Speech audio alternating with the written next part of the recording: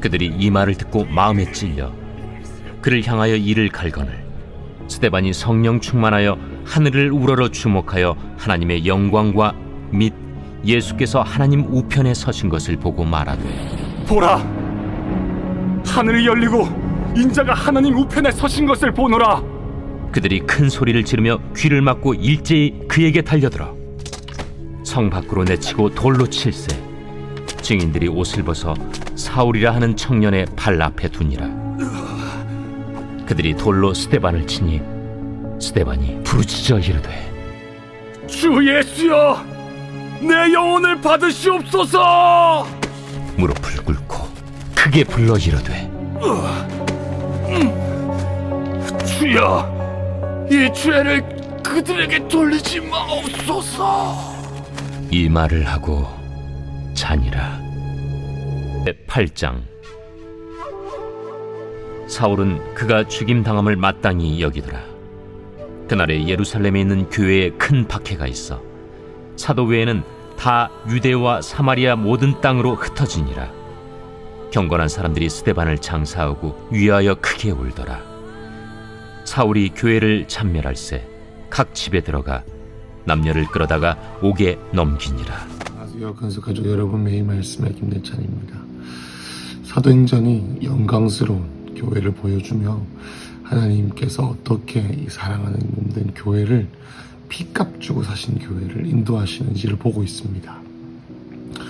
여러분, 이 사도행전을 보면서 우리는 그들의 이야기가 아니라 오늘 이 신약 시대의 교회를 살아가는, 성령의 시대를 살아가는 이 교회가 어떤 모습으로 하나님 앞에 있어야 되는지를 보여줍니다. 여러분, 저번 주부터 지금까지 이어지는 얘기는 바로 이 스데반 집사님의 이야기입니다.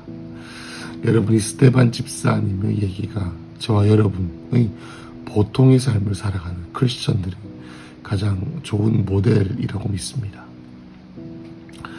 여러분, 이 스데반 집사님은 유대인들에게 설교를 했습니다. 그가 재판 가운데 있었지만 그 재판을 무기로 삼아 그가 핍박을 당하는 것처럼 보이고 억압을 당하는 것처럼 보이지만 그는 담대하게 복음을 전하는 기회로 삼았습니다.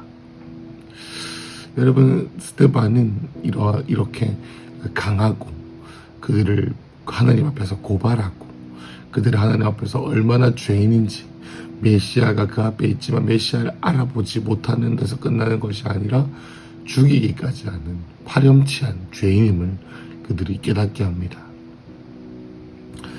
여러분, 복음은 고린도전서 1장에 보면 이런 이야기가 있습니다. 복음은 유대인은 표적들을 구하고 헬라인들은 지혜를 찾으나 우리는 십자가에 못 박힌 그리스도를 찾으니 전하니 유대인들에게는 거리끼는 것이다 라고 나와 있습니다. 이방인에게는 미련하고요. 여러분, 유대인들, 다시 말해서 평생 동안 예수 그리스도 메시아를 기다렸던 그들에게 예수님이란 존재는 그야말로 거리낀다라는 것을 헬라어로 말하면 이런 것입니다. 우리가 돌뿌리에 걸려 넘어지다, 혹은 돌뿌리가 우리로 하여금 넘어지게 하다라는 뜻과 같습니다. 왜 거리끼는 것입니까? 예수님께서 오셔서 바리새인들을 거리끼게 한 것과 같은 의미입니다. 자기는 잘하고 있고, 자기는 괜찮고, 자기는 충분히 좋은 삶을 살고 있고, 충분히 주님께서 기뻐하실 만한 삶을 살고 있다라고 그들은 생각하고 있지만 실제로는 뭐죠? 회칠한 무덤이다라고 말하는 것입니다. 실제로는 그런 것이 죽은 행실이다. 너희가 평생 동안 쌓아왔던 종교적인 것들이 실제로는 잘못된 것이다. 너 잘못 살았다라고 말하기 때문입니다. 죽은 행실이다 말하는 것입니다. 그래서 오늘 스데반 집사의 설교를 들은 자들이 54절에 그들이 이 말을 듣고 마음에 찔려 그를 향하여 이를 갈았다라고 말했습니다. 여러분, 얼마나 맞는 단어입니까? 그죠? 여러분, 이러한 설교를 들었을 때 많은 자들이 형제들아, 그럼 우리가 어찌해야 할꼬라고 하면서 성령에 충만하여 찔리는 마음으로 반응했던 자가 있는가 하면은 어떻게 해요? 이와 같이 이를 갈았던 자가 있습니다. 왜 이를 갈았을까요? 스데반 집사님이 설교를 못해서 그랬을까요? 아니죠. 성령에 충만하여 스데반 집사는 담대하게 복음을 전했습니다. 오버해서 그렇나요? 하나님의 뜻에 합당하지 않았던 설교인가요? 아니죠. 아닙니다. 그랬으면 성경에 나오지도 않았을 것입니다. 여러분, 이 스데반 집사의 설교는 하나님의 이 신약 시대를 인도하시는 역사 가운데 매우 중요한 기념비적인 설교입니다.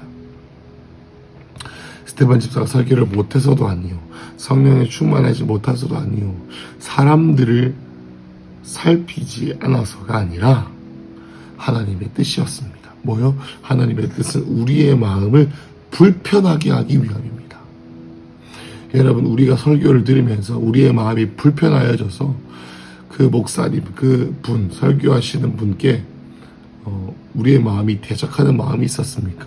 여러분, 그것은 자연스럽게 성령의 역사하심, 우리가 얼마나 하나님 앞에 잘못 살고 있는지를 드러나게 하시기 위한 성령의 역사임을 믿으시기 축복합니다. 우리 예수님도 우리에게 검을 주러 오고 전쟁을 주러 왔다라고 했습니다. 왜요? 우리가 얼마나 잘못 살고 우리가 얼마나 주님의 복음의 양심의 빛 아래 죄인인지를 드러나게 하기 위해서입니다. 어떻게 하면 우리가 이 복음을 받아들일 수 있을까요? 죽어야 합니다. 우리의 자아가 죽어야 합니다. 우리의 욕심이 죽어야 합니다.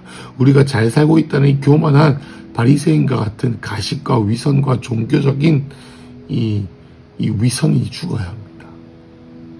죽어야 능력이 됩니다.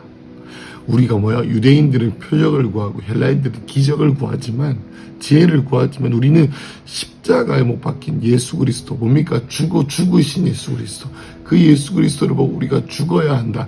그래야 산다라는 것이죠. 여러분, 우리가 예수님의 복음을 받아들인다라는 것은 뭐냐면, 우리가 살고 있는데 더 나은 삶을 살기 위해서 받아들이는 교양 정도가 아니라 우리의 삶이 변화되는, 우리의 자아와 우리의 지혜와 우리의 욕구와 우리의 계획과 우리의 모든 것이 십자가 앞에서 죽어져야 새 생명을 얻을 수 있음을 꼭 기억하시길 바랍니다. 죽어야 삽니다. 그래서 스데반을 향하여 이를 갈 때에 스데반이 성령 충만하여 55절에 하늘을 우러러 주목하여 하나님의 영광과 예수께서 하늘 우편에 서신 것을 보고 말하되 하늘이 열리고 인자가 하늘 우편에 서신 것을 보노라. 여러분, 그래서 스데반이 순교할 때가 가까워오자 스데반의 눈이 열리게 되면서 하나님 아버지와 그의 우편에 계신 예수님께서 그를 맞이하시는 것을 보게 됩니다. 그것을 말했더니 57절에 그것이 또 다른 방아쇠가 되어 하늘이 큰 소리를 지르고 귀를 막고 스데반을 향하여 달려들어서 돌로 칩니다. 58절이죠. 성 밖으로 내치고 돌로 쳐서, 여러분, 실제로 이것은 불법입니다. 유대인들은 자기들의 권위로 사형을 집행할 수 있는 권위가 없었습니다. 그럼에도 불구하고 그들이 진행하고 그들의 있는 마음이 불편하여진, 마음이 걸려 넘어지게 된 것을 실제로 액션으로 죄를 짓게 되죠. 사람을 죽이게 된 것입니다. 그래서 이 사울이라는 자의 청년의 발 앞에 두게 되고 59절에 돌로 쳤습니다. 그 당시에 스데반이 부르짖어 이르되 주 예수여 내 영혼을 받으시옵소서 하고 무릎을 꿇고 크게 불러 이르되 주여 이 죄를 그들에게 돌리지 마옵소서 하고 잤다라고 나옵니다. 여러분, 이것이 바로 성경에 나온 처음 이 순교, 초대교회 시대의 순교가 나오게 됩니다. 그리고 8장입니다. 사울은 그가 죽임을 당함을 마땅히 여겼다. 그래서 그날이 예루살렘에 있는 교회가 큰 박해가 사도 외에는 다 유대와 사마리아와 모든 땅으로 흩어졌다라는 말이 나옵니다. 여러분, 이 스데반의 죽음은 무슨 의미가 있냐면, 스데반의 죽음과 동시에 예루살렘 교회 성령의 강림 사건으로 인하여서 하루에 3,000명, 5,000명씩 전도되면서, 그리고 또 사람들이 박해를 하지만 영광스러운 교회로 돌파하는 이 교회가 스데반의 순교로 인하여 실제적인 대박해가 시발점을 갖게 됩니다. 이로 인해서 예루살렘 교회는 발렌스타인과 아시아 지역까지 흩어지게 되죠. 여러분, 이 박해는 겉으로 보기에는 슬픈 일처럼 보이지만 결국에 하나님의 손길로 교회를 각 지역으로 흩어지게 하여 선교의 촉진제 역할을 하게 됩니다. 결국 스데반의 순교는 초기 기독교 확산의 밑거름이 되었던 것이죠. 여러분, 성도들이 흩어지게 된 것, 박해 때문에 흩어지게 된 것은 핍박에 의해 피해 도망하기 위한 것이지만 그 배후에는 복음을 세계적으로 확산하기 위한 하나님의 뜻임을 볼 수가 있습니다. 여러분, 그 당시에 초대교회 사도들이 너희가 성령을 받으면 사마리아 땅끝까지 유대 땅끝까지 가라 라고 주님께서 말씀하셨지만 복음을 전하는 것을 땅끝까지 전하지 않았죠. 여러분, 유대인들이 열심히 복음을 전했지만 예수님이 원하셨던 것은 뭡니까? 땅끝까지 전해야 됐다는 것입니다. 여러분, 그것을 주님께서 행하지 아니하자 주님의 명령을 이루게 하시기 위해서 주님께서 핍박이라는 도구를 사용했다라는 것입니다. 여러분, 이 복음이 땅끝까지 전하여지는 것, 하나님의 뜻을 이루기 위해 누군가는 죽어야 했습니다. 여러분, 예수님도 이렇게 말씀하셨죠. 내가 미랄이 썩어져야 많은 열매를 맺는다. 여러분, 복음은 우리가 죽어야 열매를 받아들여집니다. 그렇지만 복음은 우리가 죽어야 확장됩니다. 여러분, 복음은 우리가 죽어져야 합니다. 여러분, 우리가 있는 환경 가운데에서 마치 이 스데반이 핍박을 당하는 것처럼, 순교하는 것처럼 우리 눈에 볼 때 우리가 죽어져야 되고 우리가 희생양처럼 보이고 희생양처럼 그냥 뭐라고 할까요? 조롱거리가 되어지고 구경거리가 되어진 채로 있는 환경 가운데 놓여진 분이 계십니까?